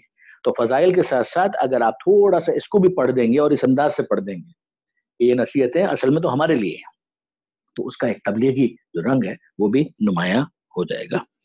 پھر اس کے بعد جو جناب سیدہ کی تسبیح جناب سیدہ سلام اللہ علیہا، اس کے حوالے سے آپ جانتے ہیں وہی جو ہر نماز کے بعد پڑھی جاتی ہے کہ 100 مرتبہ 34 مرتبہ اللہ اکبر، 33 مرتبہ الحمدللہ اور 33 مرتبہ سبحان اللہ. اس کا کیا بیک گراؤنڈ ہے؟ جناب فضہ کے ساتھ اس کا تعلق ایک بنتا ہے، جناب سیدہ، جناب فضہ اور جناب سیدہ کی تسبیح. تو یہ تین چیزیں جو ہے وہ آپس میں انٹر کنیکٹڈ ہیں. تو جب آپ جناب سیدہ کی کنیز جناب فضہ کا ذکر کر رہے ہیں تو اس کے بیک گراؤنڈ میں اس تسبیح والے پورے واقعے کو ڈسکس کر سکتے ہیں. کہ یہ جو تسبیح ہے یہ صرف ایسا نہیں ہے کہ روحانیت، مادیت، معنویت کے ساتھ ساتھ مادی زندگی کے اندر بھی ممد ہے. ورنہ مقصد تو یہ تھا کہ ایک رفیق مل جائے، ایک ساتھی مل جائے کہ جو کام کاج میں ہاتھ بٹائے، تو اس میں تسبیح کا کیا تعلق ہے؟ مگر تسبیح کے ذریعے سے وہ انرجی حاصل ہوتی ہے کہ جس کے بعد انسان کے لیے اپنے گھر کے کاموں کو انجام دینا آسان ہو جائے. تو اس کا توانائی کے ساتھ کوئی تعلق ہے؟ سوچئے گا، مزید بھی غور کیجیے گا.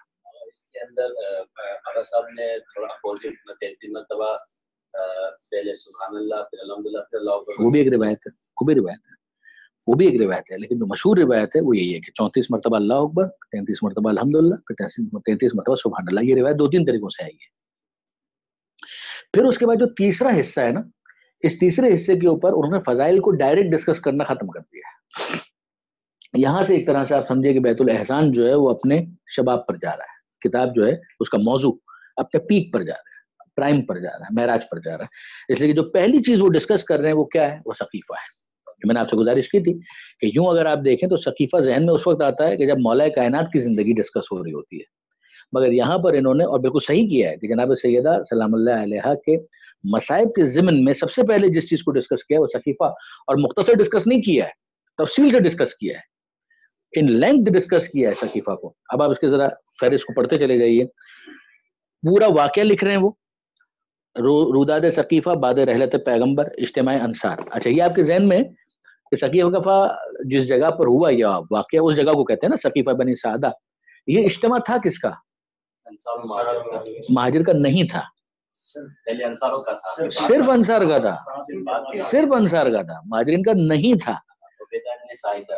وہ بات ہے، لیکن یہ سعد بن عبادہ، لیکن یہ کہ اصل جو یہ اجتماع تھا یہ انصار کا تھا.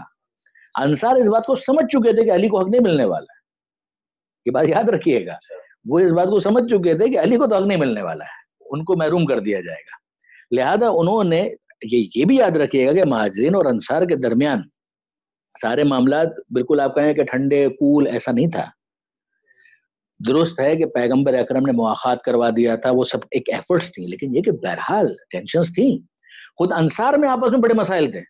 انصار کے جو 2 قبیلے تھے، اوس اور خزرج، ان کے آپس میں بڑے مسائل تھے. یہ پیغمبر اکرم کی وجہ سے ایک دوسرے کی شکل دیکھتے تھے، ورنہ پیغمبر اکرم کے مدینہ آنے سے پہلے یہ ایک دوسرے کا منہ نہیں دیکھتے تھے، لڑتے تھے، باقاعدہ جھگڑے ہوتے تھے. سورہ بقرہ میں خدا نے اس کو ڈسکس کیا ہے، سورہ آل عمران میں بھی ڈسکس کیا ہے.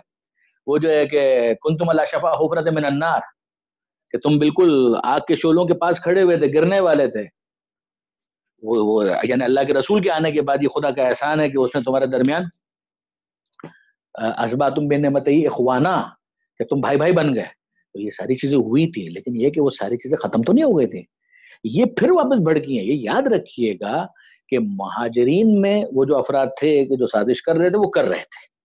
انصار اس بات کو انٹیسپیٹ کر رہے تھے کہ بابا یہاں پر اب معاملہ علی کا اگر ہوتا تو بسم اللہ، لیکن علی کے ساتھ زیادتی ہونے والی، وہ اس کو انٹیسپیٹ کر رہے تھے.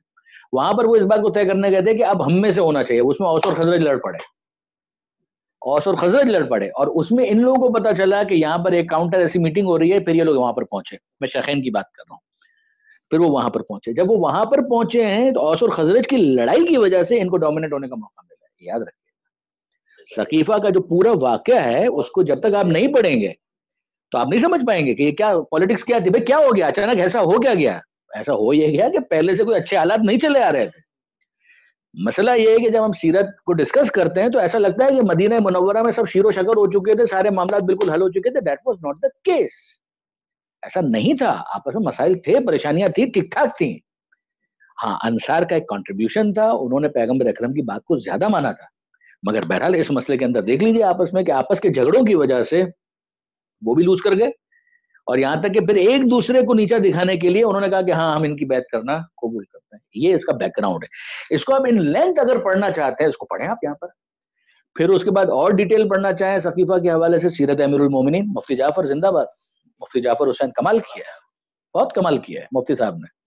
اور کوئی بھی کتاب آپ پڑھیں، پھر وہ فارسی کی وہ آغا محمد مظفر کی جو کتاب ہے وہ پڑھیں، سقیفہ بہت اچھی کتاب. اور کوئی بھی کتاب آپ پڑھیں گے سیرت کی، تاریخ کی، تبری سے شروع کر لیں، کہیں سے بھی پڑھیں تو آپ کو اس کے اندر یہ سقیفہ کی ڈیٹیلز تو ملیں گے. اس کے سقیفہ کو جگہ کا نام تھا سقیفہ بنی سعدہ، یعنی ایک بیٹھک اوتاق جس کو آپ نہیں کہتے ہیں، وہ جگہ تھی، وہ جن کی تھی ان کو کہا جاتا ہے بنی سعدہ، ٹھیک ہے جی، سقف چھت سے نکلا ہے۔ روداد سقیفہ بعد رحلت پیغمبر، اجتماع انصار، دیکھیں شیخین کی سقیفہ آمد اور حضرت ابو بکر کی تقریر، چند دیگر افراد کی گفتگو، بیعت ابو بکر، سعد کی تند و تیز گفتگو اور بیعت سے انکار۔ یہ بہت امپورٹنٹ کیریکٹر ہے، انہوں نے آخر تک بیعت نہیں کی ان کی، نہ بابا وہ شہید کر دیے گئے، قتیل جن۔ ہاں سعد بن عبیدہ، یہ جو سعد جو ہیں ان کا مسئلہ، یہ بہت امپورٹنٹ آدمی تھے بھائی، اور ان کو جب قتل کر دیا گیا آخر تک انہوں نے بیعت نہیں کی تھی، اسی لیے وہ اجماع کہاں سے ہوا؟ جس اجماع، یعنی مولا تو نہیں تھے ساتھ میں، جناب سیدہ نے تو مخالفت کی تھی، بنی ہاشم نے تو مخالفت کی تھی، مگر خود یہ انصار میں سے اہم شخصیت ہیں، تو اجماع کدھر ہے؟ جس اجماع کی بات کی جا رہی ہے وہ کون سا اجماع ہے؟ کوئی اجماع نہیں ہے اس کا، یہ سمجھانا چاہ رہا تھا۔ افسانہ ترازی، اب دیکھیے اس کے اندر سقیفہ کے متعلق ابن ابی الحدید کی ایک روایت۔ ابن ابی الحدید شیعہ نہیں ہے، نہج البلاغہ کی جنہوں نے شرح لکھی ہے، انہوں نے بھی اس حوالے سے بہت کچھ بیان کیا۔ ایکچولی ابن ابی الحدید معتزلی تھے۔ ابن ابی الحدید نے یہ چیزیں کہاں ڈسکس کی ہیں، یعنی یہ آپ کو کہاں ملیں گی؟ بہت ساری چیزیں مختلف مقامات پر ملے گی۔ نہج البلاغہ کی جو شرح ہے، تو نہج البلاغہ میں جہاں جہاں مولا نے ان باتوں کو ڈسکس کیا ہے، مثلا احسان، خود بے شک شکیہ ہے سب سے امپورٹنٹ جگہ، اور اسٹارٹ میں ہی ہے۔ اس کے نیچے آپ جا کر دیکھیں گے ابن ابی الحدید نے، البتہ وہ عربی میں ساری چیزیں، تو انہوں نے ٹھیک ٹھاک ڈسکس کیا ہے۔ اس کا اگر آپ کو عرق چاہیے تو مفتی جعفر حسین اگین نہج البلاغہ کی شرح، اس میں جو انہوں نے شرح لکھی ہے اس میں ابن ابی الحدید کی بہت ساری باتوں کو وہاں پر کوٹ کیا ہے، تو وہاں پر آپ کو ملیں گی۔ ابن ابی الحدید نے فدق کے بارے میں بہت کچھ لکھا، کہاں لکھا؟ وہی شرح نہج البلاغہ، کہاں پر؟ فدق کے بارے میں امیر المومنین نے نہج البلاغہ میں گفتگو کی ہے کہ لے دے کر ایک فدق ہمارے پاس تھا، یعنی وہ یہ کہنا چاہ رہے تھے کہ ہم نے کبھی دنیا کی طرف رغبت نہیں کی، لے دے کر ایک فدق ہمارے پاس تھا، اس پر بھی لوگوں نے اپنی نظر جمالی وغیرہ وغیرہ اور اس پر قبضہ کر لیا، وہ شکوہ کیا ہے انہوں نے۔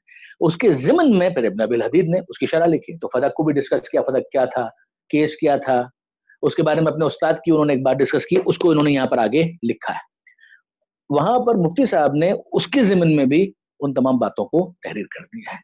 یہ چیزیں وہاں پر آپ پڑھیں، آپ لوگوں کو واقعاً بہت زیادہ مزہ آئے گا۔ اچھا اب یہ دیکھیں اس کے اندر سقیفہ کے متعلق ابن ابی الحدید کی ایک اور روایت، کچھ حوادث اور سقیفہ کے عواقب۔ سقیفہ کے عواقب کا کیا مطلب ہے؟ میں جاننا چاہ رہا ہوں کہ آپ اس سے کیا سمجھے سقیفہ کے عواقب؟ نہ، بیک گراؤنڈ اس کو نہیں کہتے، بیک گراؤنڈ کہتے ہیں پس منظر کو، یہ عواقب کی بات ہو رہی ہے بیٹا۔ اس کی کیا کہتے ہیں سزا ہے، اس کے خلاف کیا وجہ بھی پیچھے چلا گیا نا معاملہ۔ عواقب اس کو نہیں کہتے، عاقبت کس کو کہتے ہیں؟ انجام کو، نتائج، یعنی اس کے بعد پھر نتیجہ کیا نکلا سقیفہ کا؟ وہ آخر آپ جائیں تو قتل الحسین فی سقیفہ، کربلا کا جو واقعہ ہے اس کی روٹس آپ کو سقیفہ میں ڈھونڈنی پڑیں گی، آپ سمجھ رہے ہیں؟ عواقب جو ہیں یعنی اس کے پھر بعد میں نتائج کیا نکلے اس کو ڈسکس کیا ہے انہوں نے۔ کچھ حوادث اور سقیفہ کے عواقب۔ علی اور بنی ہاشم کی سقیفہ سے لا تعلقی، یعنی مولا نے تو اس کو کبھی بھی انڈورس نہیں کیا نا۔ گفتار علی، ابو سفیان کی پیشکش کو ٹھکرانا۔ آپ یہ یاد رکھیے گا کہ ابو سفیان نے اس موقع پر ٹیمپٹ کرنے کی کوشش کی تھی، وہ تو ایک دم ہی جس کو کہتے ہیں کہ ایک ٹھکرائی ہوئی پرسنالٹی تھی نا۔ 61 ہجری میں تو تازہ تو انہوں نے اسلام قبول کیا ہوا ہے جیسا بھی کیا ہے، تو پھر اس کے بعد جو کیس بنتا ہے وہ یہی بنتا ہے کہ اس نے اس موقع پر ایکسپلائٹ کرنے کی کوشش کی تھی، امیر المومنین نے اس کو بھی ڈس اون کیا تھا۔ بہت انٹرسٹنگ وہ پورا واقعہ ہے، وہ سمجھنے والا ہے کہ کیا اس وقت ہو رہا تھا۔ پھر اس کے بعد تھوڑا سا نیچے آ جائیں تیزی کے ساتھ تو آپ کو ملے گا بیعت علی اور علماء اہل سنت، پیج 112، یعنی فہرست میں دیکھیے ملا پیج 112، بیعت علی اور علماء اہل سنت۔ یہ وہ چیز ہے کہ جس کو علماء اہل سنت کی نظر سے انہوں نے ڈسکس کیا ہے، اور یہاں پر 4-5 بڑے جو علماء اہل سنت ہیں ان کی آراء کو انہوں نے ڈسکس کیا ہے۔ مثلا اس کے اندر کیا نام آپ کو ملیں گے؟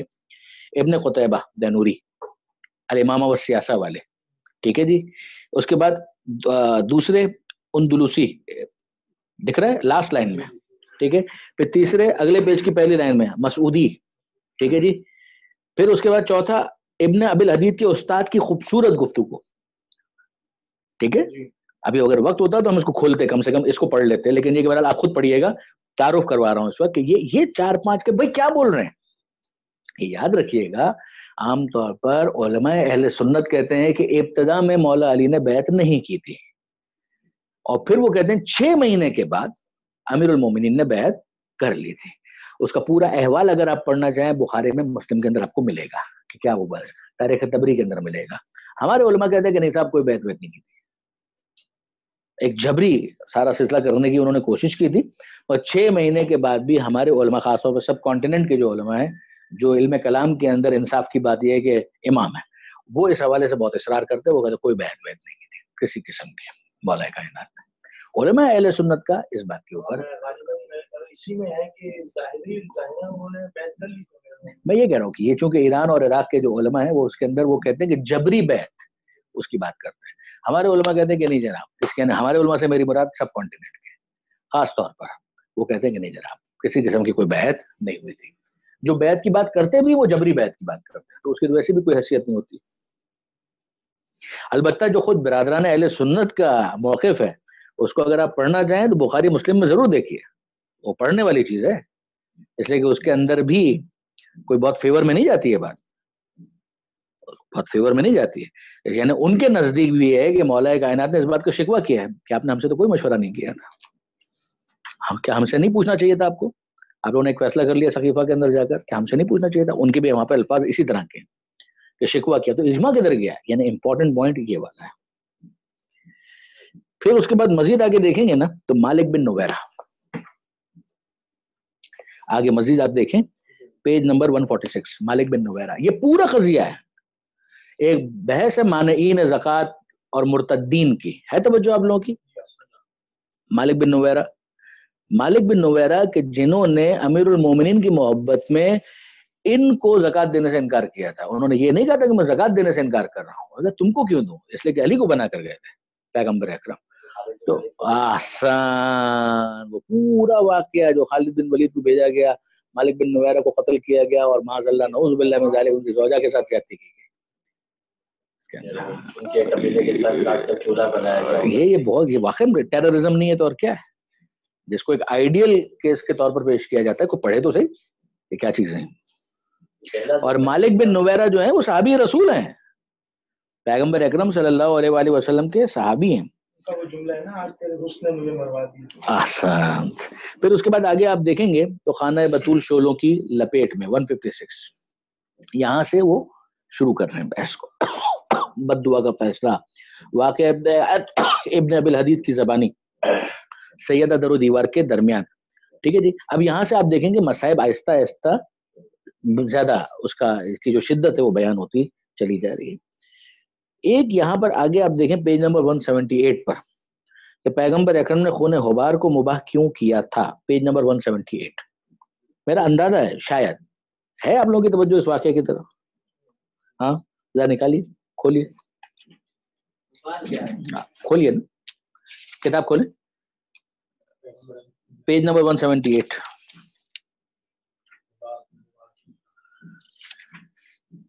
کھولیے پڑھیں, کون پڑھے گا. پیغمبر اکرم نے خون غبار کو مباح کیوں کیا تھا, پڑھیں کوئی بھی پڑھے, اینی بڈی. اگین آگے ابن ابی الحدید کی بات, ٹھیک ہے جی. کیا لکھتے ہیں 8 ہجری میں, مسٹیک 8 ہجری میں واقع ہوئی کہ وقت رسول خدا نے غبار ابن اسود کا خون مباح قرار دیا تھا. اس کا جرم یہ تھا کہ جب رسول خدا کی بیٹی, اب یہ بیٹی سے کیا مراد ہے, ربیبہ, ٹھیک ہے. پیغمبر اکرم تو جناب خدیجہ سلام اللہ علیہ کی یتیم بھانجیاں جن کی تربیت انہوں نے کی تھی, جس کی وجہ سے وہاں پر ان کو ان کی بیٹی کہا جاتا تھا. جب رسول خدا کی بیٹی زینب ہجرت کر کے مدینہ جا رہی تھی تو اس نے لہجے سے محمل میں خوفزدہ کیا تھا, جس کی وجہ سے حضرت زینب کے شدت کا بچہ ثابت ہو گیا تھا. اس لیے رسول خدا نے فتح مکہ کے موقع پر عام معافی کے اعلان کے باوجود اس کے خون کو مباح قرار دیا تھا. میں ابن ابی الحدید نے یہ روایت اپنے استاد ابو جعفر نقیب کے سامنے پڑھی تو انہوں نے کہا رسول خدا نے غبار ابن اسود کا خون اس وجہ سے مباح کیا تھا کہ اس نے آپ کی صاحبزادی زینب کو خوفزدہ کیا تھا. جس کی وجہ سے ان کا حمل ساکت ہو گیا تھا. اس وجہ سے معلوم ہوتا ہے کہ اگر پیغمبر خدا زندہ ہوتے تو آپ اس شخص کا خون بھی مباح قرار دیتے جس نے حضرت فاطمہ کو خوفزدہ کیا تھا. سمجھ میں آئی بات؟ حمل گر گیا تھا. میں نے اپنے استاد سے کہا کہ کیا میں آپ کی طرف سے نقل کروں کہ فاطمہ کو خوفزدہ کیا گیا تھا اور اس وجہ سے ان کے محسن کا اسقاط ہوا تھا. ابو جعفر نقیب نے کہا اس روایت کے متعلق توقف کرتا ہوں اور اپنا کوئی خاص نظریہ نہیں رکھتا اور اس کی وجہ روایت ہے جو کہ میرے پاس موجود ہے. یوں وہ بیچارہ تقیت ہے. یہ بریکٹ میں لکھا ہے, یہ تو مؤلف یا مترجم کا ہے, ٹھیک ہے جی.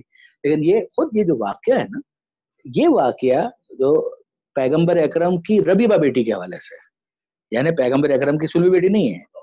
ہاں, اہل سنت ان کو بھی سلوی بیٹی مانتے ہیں, یہ بھی آپ جانتے ہیں. پیغمبر اکرم کے وہ 4 بیٹی, لمبا پرانا قضیہ ہے.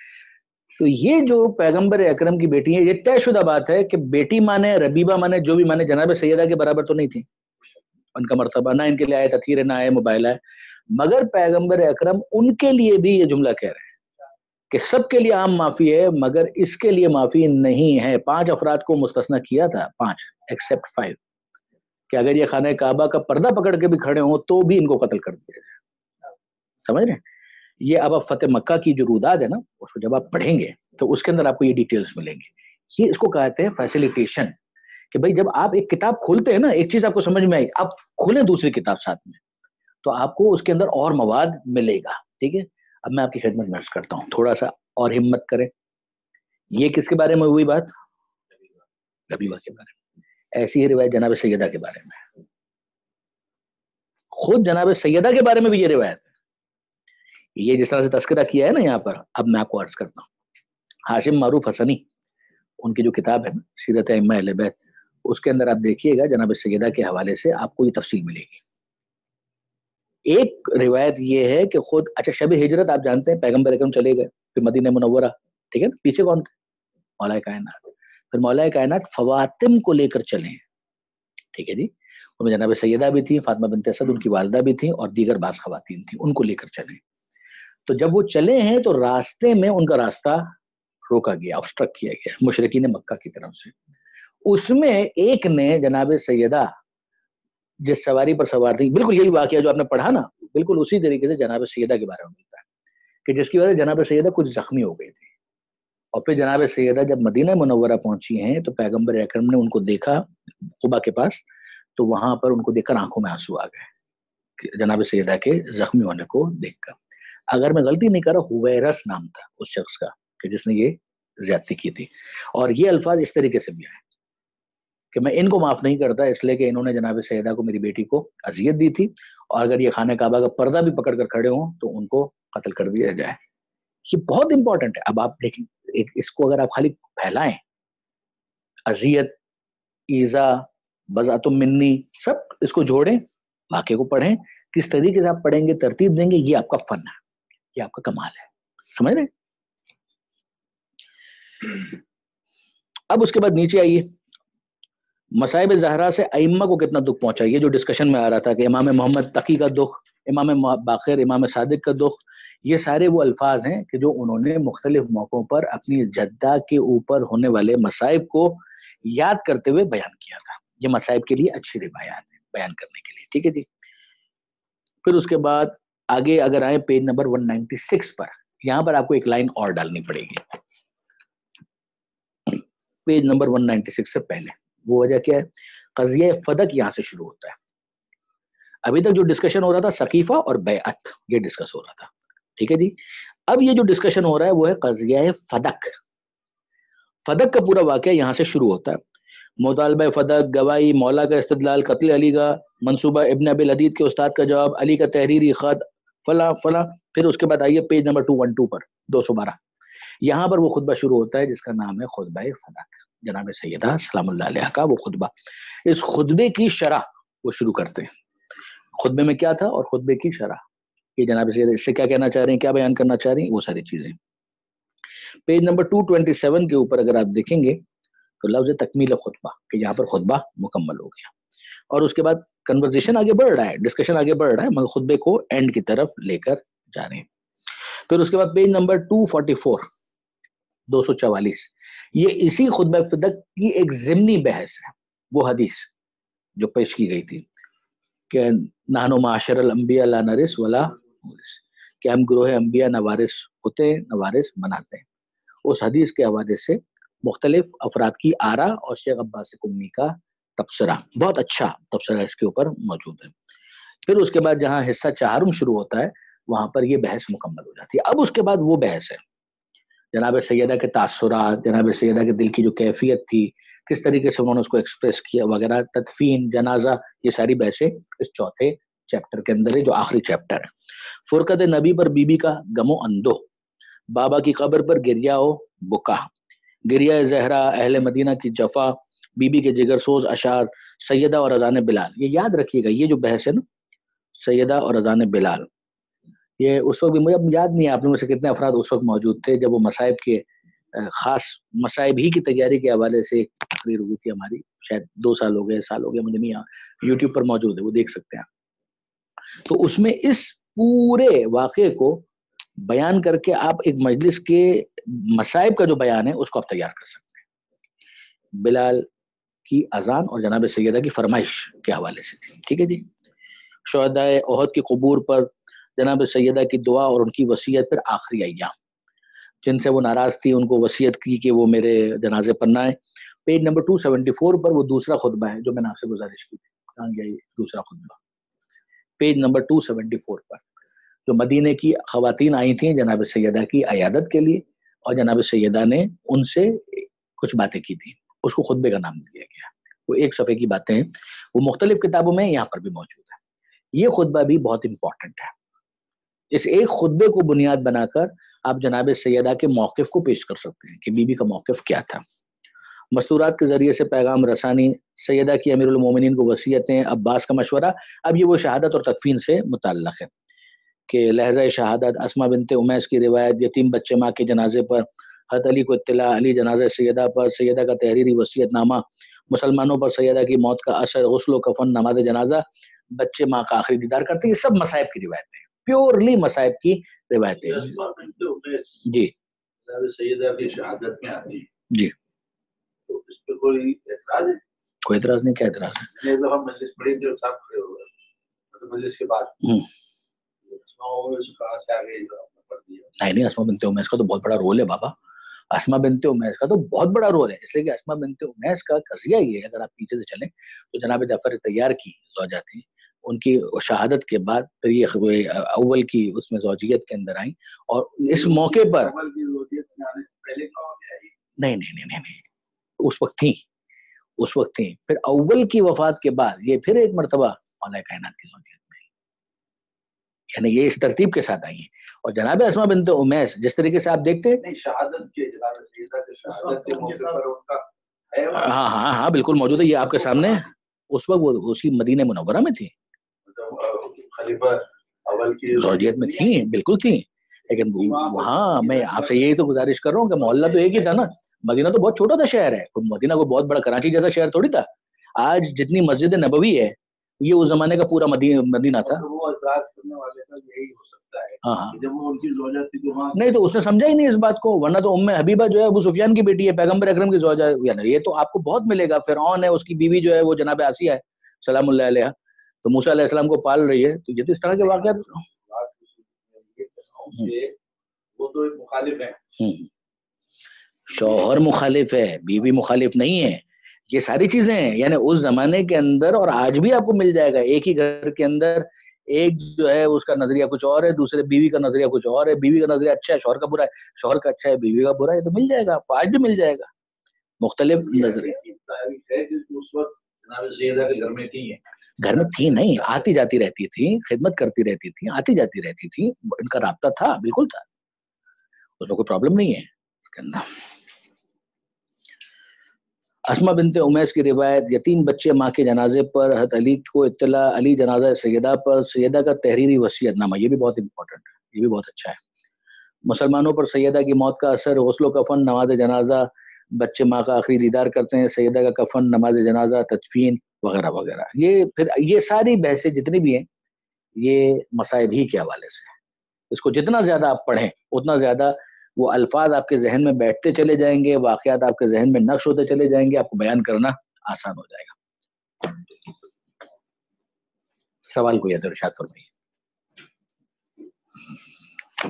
یہ جو ولادت والا تذکرہ تھا اس میں وہ جو روایت بیان ہوتی ہے کہ جناب آدم کی صلب میں نہیں تھا وہ. ہاں یہ ہے تو اس کا پڑھنا یہ بالکل یعنی انفرادیت ہے جناب سیدہ کی سلام اللہ علیہ. نزول کہا جا سکتا ہے؟ نہیں نزول تو نہیں. نزول سے مراد اگر آپ کہیں نا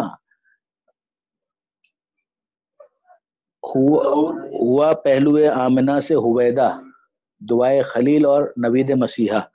یہ خواجہ الطاف حسین علی نے بھی ہویدہ کا لفظ استعمال کیا. وہ اگر مجازن کرے تو ٹھیک ہے, ایک اسی کو شعار بنا لیا جائے ولادت کا انکار کرنے کے لیے, یہ قابل قبول نہیں ہے.